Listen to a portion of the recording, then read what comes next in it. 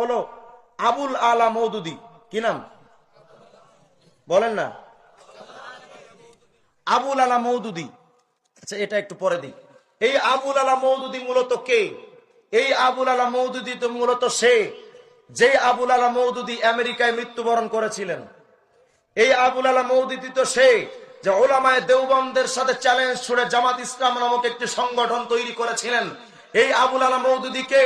এই মওদুদি তো সে যেই মওদুদি অসংখ্য সাহাবায়ে কেরামকে হযরত ওসমান রাদিয়াল্লাহু তাআলা আনহুর ব্যাপারে তিনি বলেছেন, এই মওদুদি বলেছেন ওসমান রাদিয়াল্লাহু তাআলা আনহু নাকি পক্ষপাতিত্ব করে দেশ চালাতেন, খেলাফত চালাতেন, তিনি নাকি তার নিজের আত্মীয় স্বজনকে অনেক বড় বড় পদ দিয়েছিলেন।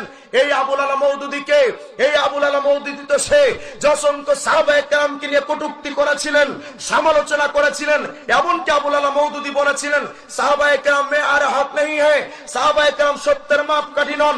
এই আবুল আলা মওদুদিকে, এই আবুল আলা মওদুদি তো সে যে দাড়ির ব্যাপারে বলেছেন এক মুষ্টি দাড়ি না হলেও চলবে।